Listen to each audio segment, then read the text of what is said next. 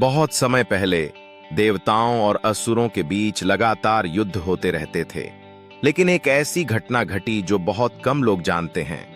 यह कथा भगवान गणेश से जुड़ी है, परंतु इसमें उनका एक अनदेखा रूप सामने आता है। एक दिन देवताओं ने देखा कि असुरों की शक्ति लगातार बढ़ रही है और वे स्वर्ग लोक पर हमला करने की योजना बना रहे हैं। इंद्रदेव सहित सभी देवता चिंतित थे, क्योंकि असुरों को किसी अज्ञात शक्ति से बल मिल रहा था। कोई भी देवता समझ नहीं पा रहा था कि यह शक्ति कहां से आ रही है। तब देवताओं ने भगवान गणेश से प्रार्थना की।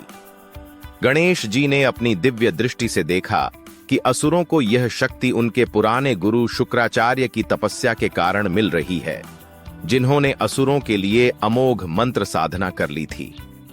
लेकिन इस समस्या को हल करने के लिए गणेश जी ने अपने पारंपरिक रूप के बजाय एक अद्वितीय रूप धारण किया। भगवान गणेश ने विघ्नराज गणेश का रूप लिया।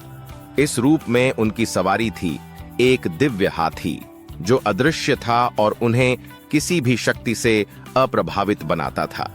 विघ्नराज गणेश का यह रूप विशेष रूप से उन परिस्थितियों के लिए था जब किसी कार्य में अवरोध उत्पन्न करना हो, चाहे वह कितनी भी शक्तिशाली हो।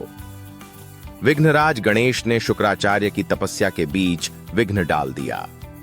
उन्होंने अदृश्य रूप में जाकर असुरों के मंत्रों को बाधित किया, जिससे असुरों की शक्ति धीरे धीरे कम होने लगी।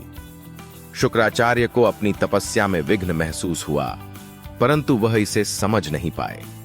असुरों की शक्ति अचानक कमजोर होने लगी और उनका स्वर्ग पर आक्रमण विफल हो गया।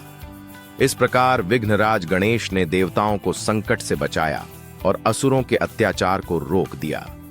उनके इस रूप को बहुत कम लोग जानते हैं, क्योंकि यह केवल तब प्रकट होता है जब सृष्टि में किसी महत्वपूर्ण कार्य में अवरोध उत्पन्न करने की आवश्यकता होती है। शिक्षा। कभी कभी विघ्न भी आवश्यक होते हैं ताकि गलत दिशा में जाने वाली शक्तियों को रोका जा सके। हर विघ्न का उद्देश्य नकारात्मक नहीं होता, बल्कि सृष्टि के संतुलन के लिए आवश्यक होता है।